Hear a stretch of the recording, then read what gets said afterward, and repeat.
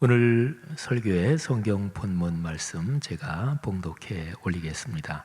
신약 성경 로마서 10장 13절부터 17절까지 말씀입니다. 거룩하신 하나님의 말씀입니다. 누구든지 주의 이름을 부르는 자는 구원을 받으리라. 그런즉 그들이 믿지 아니하는 이를 어찌 부르리요? 듣지도 못한 이를 어찌 믿으리요? 전파하는 자가 없이 어찌 들으리요? 보내심을 받지 아니하였으면 어찌 전파하리요? 기록된 바 아름답도다 좋은 소식을 전하는 자들의 발이여 함과 같으니라. 그러나 그들이 다 복음을 순종하지 아니하였도다.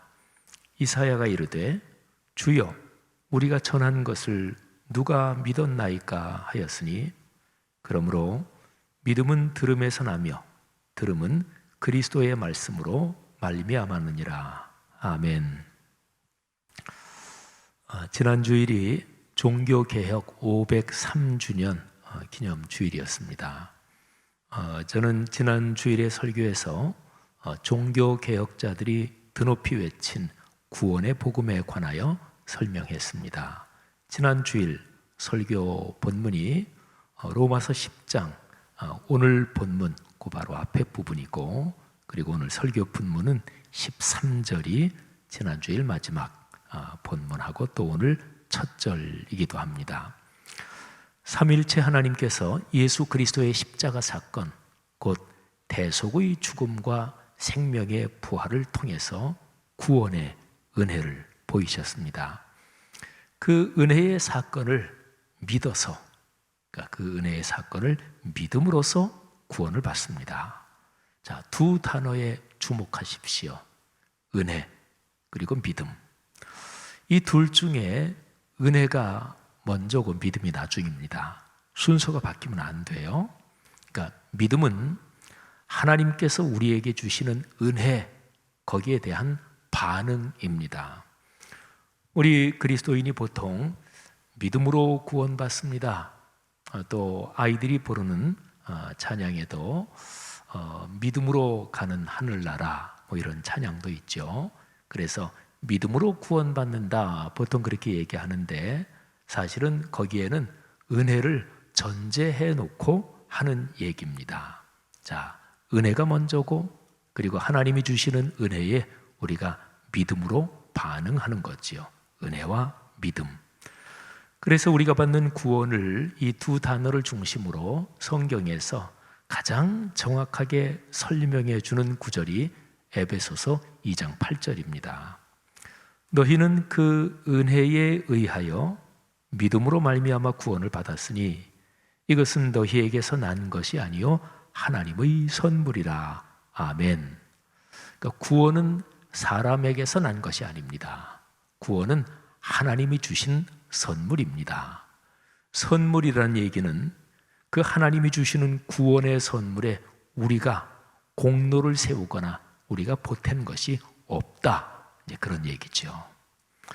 한번 생각을 해보세요. 지금까지 살아오시면서 가장 감격적인 선물을 받아본 것이 어떤 상황입니까?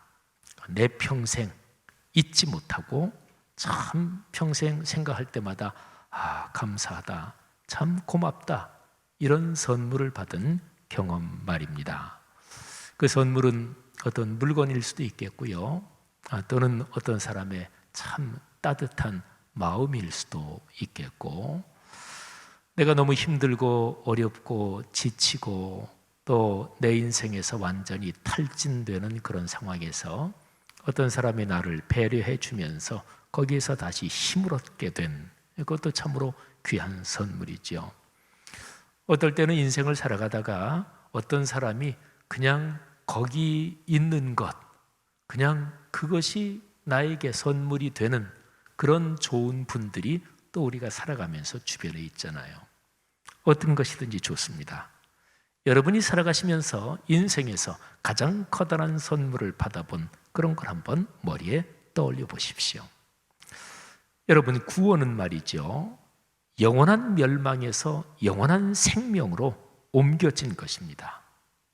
그 구원의 사건에서 우리는 아무것도 우리가 한 것이 없습니다. 다만 믿음으로써 이 엄청난 선물을 받았습니다. 구원이 그리스도인의 삶에서, 그러니까 구원받은 그리스도인의 삶에서 나타나는 가장 중요한 특징, 그게 감사와 기쁨입니다. 그런 생각해 보면 그럴 수밖에 없죠. 완전히 죽을 처지에서, 그리고 영원한 생명을 얻었는데 그것도 나는 아무것도 한 것이 없이 다만 선물로 받았으니 감사할 수밖에 없지요. 기쁨이 넘칠 수밖에 없지요. 사랑하신 여러분, 구원받은 것은 육신의 생명부터 그리고 영적인 생명을 전부 다 포괄하는 그런 생명의 구원입니다. 영원한 지옥의 멸망에서 우리는 천국에 하나님의 자녀로 옮겨졌고요. 이 구원 때문에 우리가 신체를 가지고 이 세상에 살아가는 동안 우리는 이 신체에서 살아가는 그 감격과 그 기쁨도 같이 누리는 거지요. 그러니까 구원은 우리가 생명을 얻었다 할 때 그 생명은 육체의 생명부터 그리고 영적인 생명까지 모두 포괄하는 바로 그런 뜻인 거지요. 사랑하는 성도 여러분들이요, 여러분의 마음이 건강하기를 축복합니다.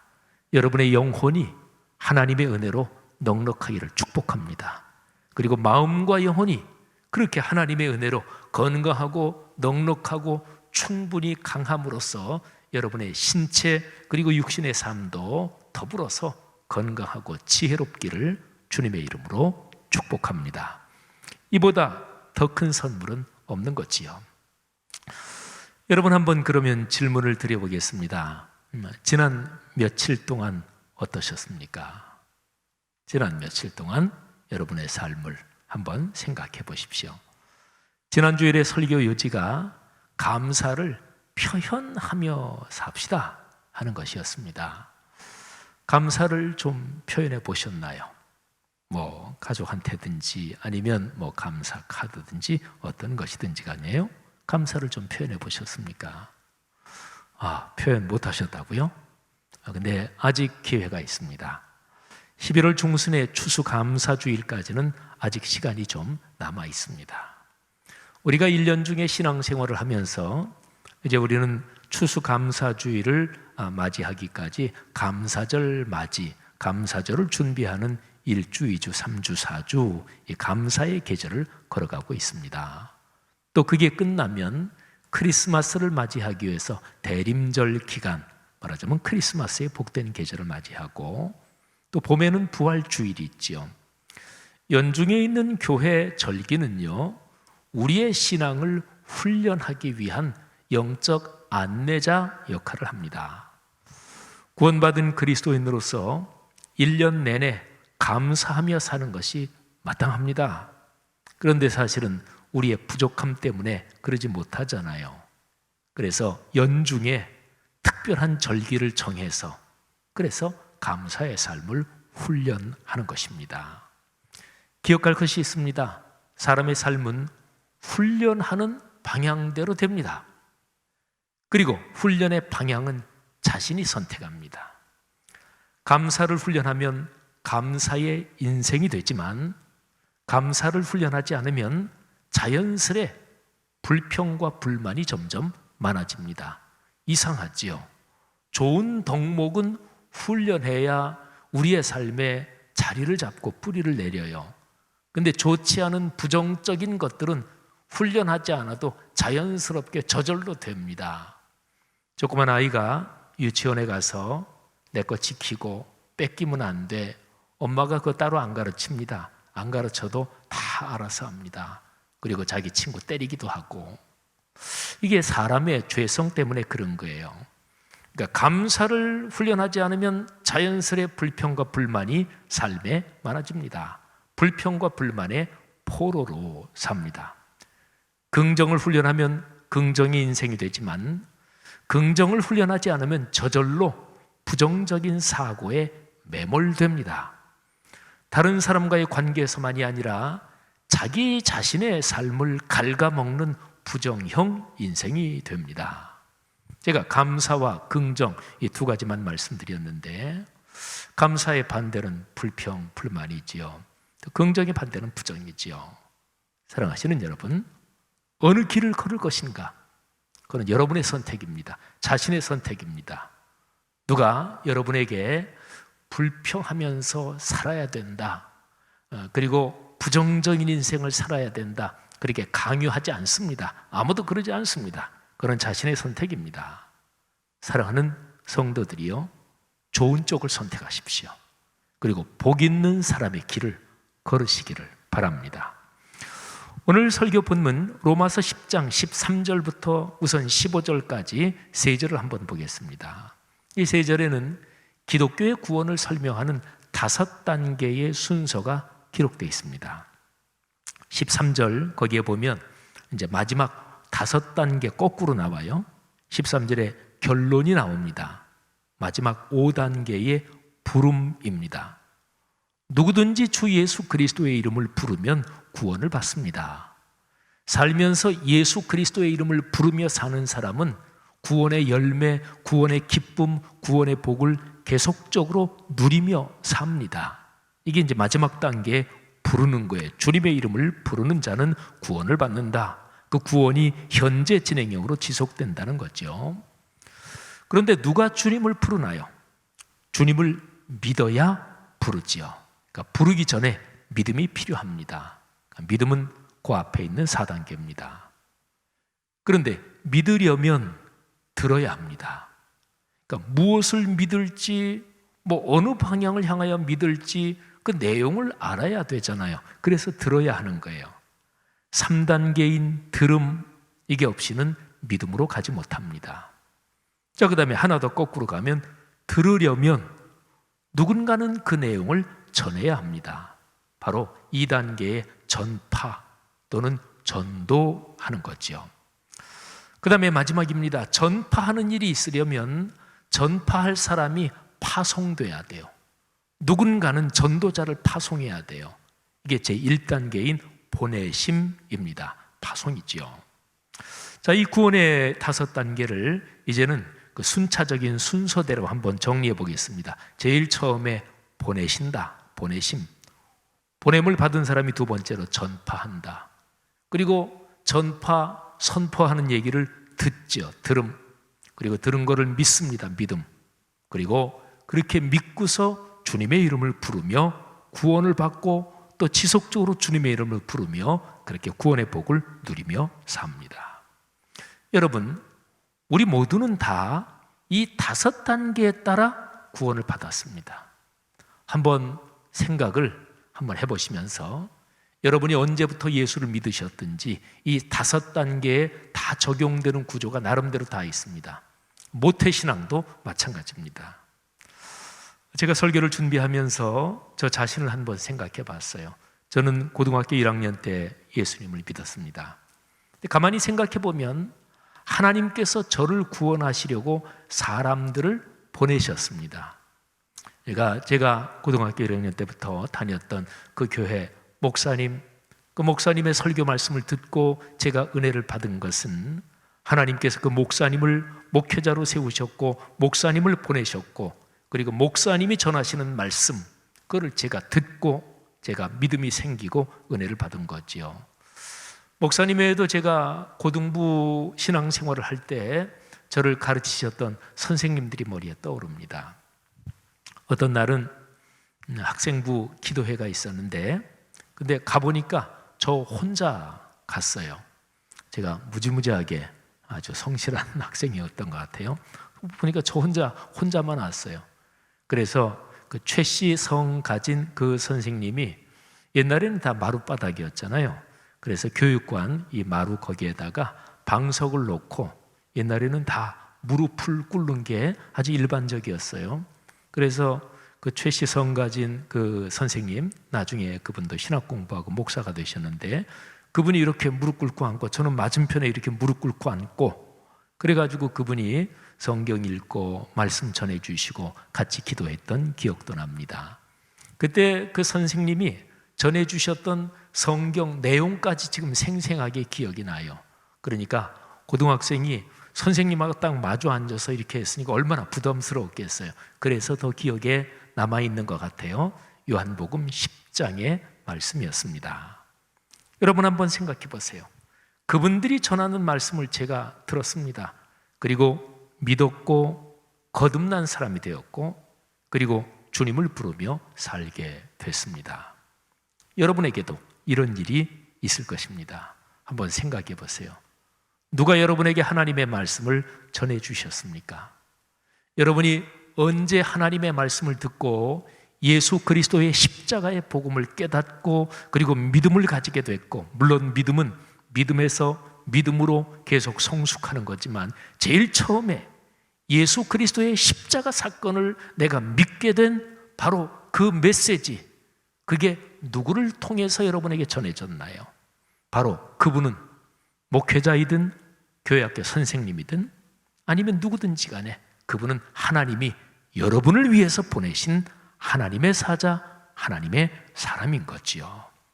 사랑하신 여러분, 바로 이 구원의 사건, 이 구원의 프로세스, 거기에서 하나님께서 여러분을 위해서 하신 일, 또 여러분 한 사람을 구원하기 위해서 하나님이 사용하신 이런저런 여러분들, 그런 상황에 대해서 감사하시기를 바랍니다. 그 감사를 생각하며 하나님께 고백을 할 수 있는 그런 복이 있기를 축복합니다. 자, 13, 14, 15절 3절 말씀드렸죠. 그 다음에 16, 17절. 자, 이어지는 이 두 절에는요, 이런 구원의 사역에 대한 사람들의 반응이 나옵니다. 16절은 거절입니다. 그리고 17절은 수용입니다. 받아들인 거죠. 자, 16절. 그러나 그들이 다 복음을 순종하지 아니하였도다. 이사야가 이르되 주여 우리가 전한 것을 누가 믿었나이까. 자, 그런 다음에 17절입니다. 그러므로 믿음은 들음에서 나며 들음은 그리스도의 말씀으로 말미암았느니라. 아멘. 복음을 듣고 순종하지 않는 사람들이 있습니다. 예수 그리스도께서 말씀을 전하셨는데도, 하나님의 아들 예수께서 말씀을 전하시는데도 거절한 사람이 있었으니까요.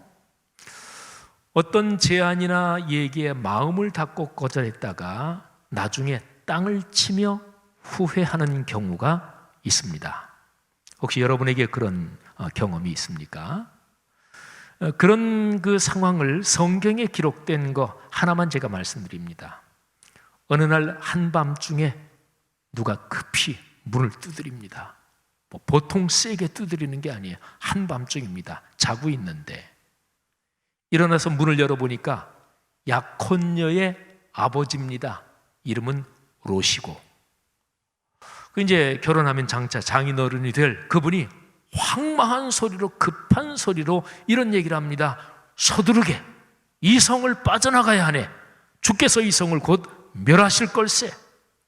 제가 지금 직접 화법으로 읽어드린 게 창세기 19장 14절 그 안에 있는 내용을 표준 세번역으로 번역된 거를 제가 그대로 읽어드린 겁니다. 서두르게 이 성을 빨리 나가야 하네. 주께서 이 성을 곧 멸하실 걸세. 그러나 사육감들은 장차 장인 어른이 되실 롯의 얘기를 농담으로 들었습니다. 창세기 19장에 그렇게 나와요. 그들은 농담으로 들었더라. 그날 새벽에 소돔과 고모라가 하나님의 심판으로 완전히 멸망당했습니다. 롯의 사윗감들도 죽었습니다. 성경은 아주 드라마틱하고 극적인 상황, 그런 사건을 세부적으로 묘사하지 않아요. 이게 성경 기록의 특징 중에 하나입니다. 예를 들어서 예수님께서 십자가에 달려 돌아가실 때 얼마나 고통스러우셨나. 피가 막 계속 피를 흘리고 가시면류관 팍 내리 씌우실 때 그때 얼마나 아프셨을까. 성경은 그런 얘기 하나도 안 해요. 성경은 아주 간단하고 단순하게 사건만 탁 얘기합니다. 전체적으로 그래요. 이제 거기에서 구체적인 상황은 우리가 묵상하는 거죠. 패션이라는 그 영화에서 예수 그리스도의 십자가의 고통을 아주 처참하게 그리는 거, 그것도 이제 성경 말씀을 묵상하고 드라마 작가가, 시나리오 작가가 그랬던 거겠죠. 창세기 19장에 소돔과 고모라 성이 멸망할 때 그때의 상황을 한번 그렇게 묵상해 본다면 하늘에서 불비가 내리고 유황이 내리고 막 지진이 터지고 어쨌든 온통 불에 타서 막 사람들이 죽어갈 때 그 두 사위가 어떤 생각을 했을까요? 한 2시간 전에 장인어른이 말씀하신 그게 당연히 떠올랐겠지요. 그런데 그들은 농담으로 얘기했습니다. 아유, 장인어른 알았어요. 하도 그냥 그러니까 알았어요. 저희 갈 테니까 빨리 가서 주무시오. 저희도 준비하고 나갈게요. 그리고 그냥 또 잤습니다. 그들은 살 기회가 있었지만 거절했던 것입니다. 자신의 선택이었어요. 저는 어떤 분야 또는 어떤 일이든 전문가의 얘기는 저는 귀를 기울여 잘 듣습니다. 저는 전문가 얘기는 잘 들어요. 전문가는 그 방면에서 오랫동안 일하면서 다른 사람이 알지 못하는 지식과 경험을 가지고 있는 사람이기 때문입니다. 물론 전문가들이 빠지는 함정이 있어요. 또 전문가 집단의 이기심 같은 것도 있어요. 그래서 제 아무리 탁월한 전문가 얘기라도 저는 2가지는 꼭 검토합니다. 하나는 기독교의 가치관에 비추어 본다. 이건 아주 필수적으로 중요한 거죠. 제 아무리 좋고 제 아무리 어째도 기독교의 가치관에 맞지 않으면 그건 좋지 않은 거잖아요. 그러니까 하나가 기독교의 가치관에 비추어 봅니다. 또 다른 하나는 상식적이고 건강한 가장 일반적인 가치 판단으로 재보는 것입니다. 이 2가지를 거친 다음에는 2가지를 해보니까 뭐 괜찮다. 그런 상황이면 저는 전문가 얘기를 존중하며 잘 듣는 편입니다.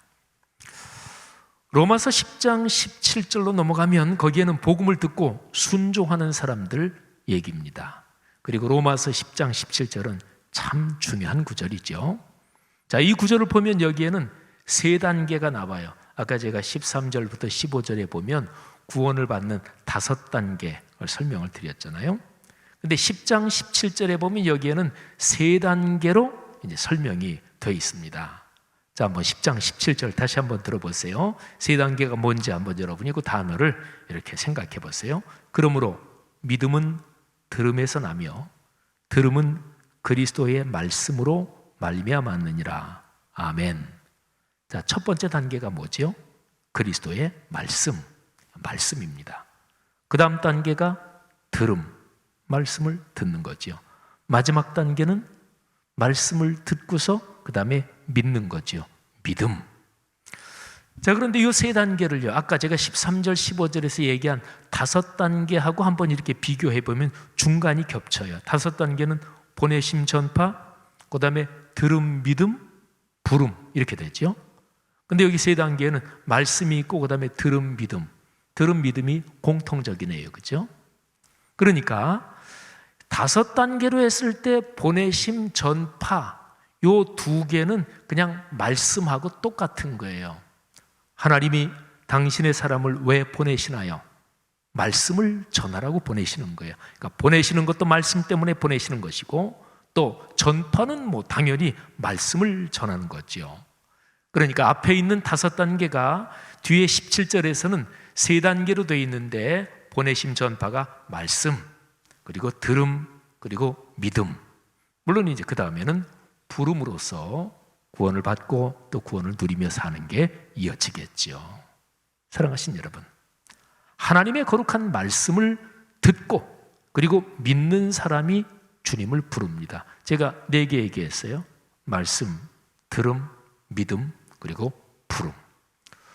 누구든지 주님의 이름을 부르는 사람은 구원의 복을 풍요롭게 누리고 나누며 삽니다. 하나님께서 예수 그리스도의 복음 안에서 약속하신 축복을 현재 진행형으로 누리고 그리고 나누며 사는 사람이 복이 있는 사람이죠. 여러분이 이 가을에 그런 시간들 걸어가시기를 축복합니다. 자, 질문 한번 드려볼까요? 이런 사람에게 불평과 짜증이 많을까요? 이런 사람에게 남을 향한 원망과 미움이 심할까요? 그리고 타인 관계에서 배타성과 공격성이 강할까요? 하나님이 주신 구원을 현재 진행형으로 누리면서 사는 사람들이 말입니다. 그렇지 않겠죠? 반대입니다. 말씀을 듣고 믿음으로 받는 사람, 그리고 주님의 이름을 부르며 사는 사람의 삶에는 감사와 기쁨이 있습니다. 남을 향해서 관용과 사랑이 넉넉합니다. 타인과의 관계에서 포용과 연대와 배려가 충분하겠지요. 이런 사람들이 있는 모임은 분위기가 좋아요. 여러분이 어떤 모임에 갔을 때 분위기 참 좋다 그러면 반드시 그 모임에는 말이죠, 남을 향해서 포용하고 사랑하고 또 배려하고 이러는 사람들이 그 모임에 있는 거예요. 그리고 어떤 모임이든지 부정적인 사람은 반드시 있습니다. 교회 공동체에도 부정적인 가시역할하는 사람은 어느 교회나 다 있어요. 그런 게 100% 없을 수는 없어요. 그래서 예수님께서 천국을 비유로 말씀하시면서 가라지의 비유를 말씀하셨지요. 밭에 곡식을 알곡을 뿌렸는데 가라지도 나요. 그래서 종들이 가라지 뽑아버릴까요? 놔둬라. 가라지 뽑다가 알곡까지 다칠까 걱정된다. 나중에 추수 때 다 뽑아가지고 알곡은 창고에 그리고 가라지는 불에 태우면 된다. 이렇게 말씀하시죠. 어느 집단이나 교회도 마찬가지고 국가도 마찬가지고 거기에 가시역할하는 사람, 부정적인 사람, 불평, 불만하는 사람, 남을 향해서 공격성과 날카로운 심정을 가진 사람은 반드시 있어요. 그런데 어느 모임이 분위기가 참 좋다 그러면 그런 사람보다 배려하고 포용하고 하는 그런 사람이 거기 있어서 그 기운이 더 넉넉한 거예요. 사랑하신 여러분, 그런 모임은 분위기가 좋아요. 이런 사람이 많으면 그 사회는 사람이 살기 좋은 곳이 됩니다. 여러분 어떻습니까? 여러분 자신을 한번 생각해 보세요. 나는 어떤 모임에서 어떤 역할을 하십니까? 그 모임에서 나는 분위기를 좋게 만들고 그런 역할을 주로 하십니까? 아니면 그 모임을 아주 싸하게 그리고 애매모호하게 까칠하게 만드는 역할을 주로 하십니까? 그건 사실은 사람이 물론 자기를 100% 다 알지는 못하지만 자기를 가만히 좀 생각해 보면 어느 정도까지는 다 자기가 자기를 알아요. 어떤 역할을 하며 사십니까? 구원받은 그리스도인, 거듭난 그리스도인으로서 어떻게 살아야 하는 건지는 명백하잖아요. 사랑하는 그리스도인 여러분, 제가 지난 주일 설교의 마지막 부분에서 이런 말씀을 드렸습니다. 그 내용을 다시 한번 반복해서 말씀드리겠습니다. 지난 주일 설교의 마지막 부분에서 제가 질문을 드리겠다고 하면서 질문을 드리겠습니다. 여러분, 요즘 어떠십니까? 감사하며 사십니까? 복음 때문에 기쁨이 넉넉하십니까? 여러분이 자신에게 스스로 직선적으로 물어보십시오. 구원받은 거듭난 하나님의 자녀인 나에게 무엇이 마땅하고 자연스러운가? 감사인가? 불평인가? 나는 요즘 감사하고 있는가? 사랑하는 말씀 삶 공동체 교우 여러분, 이 아름다운 가을에 글로 또는 입술로 감사를 표현하십시오. 구원의 복이 여러분의 삶의 일상에 넉넉하게 넘쳐 흐를 것입니다. 여러분의 삶에 기적이 일어날 것입니다. 아름다운 축복을 누리며 이 가을을 걷고 코로나19에 전혀 주눅들지 않고 그리스도인답게 살아가시는 여러분이 되시기를 주님의 이름으로 축복합니다.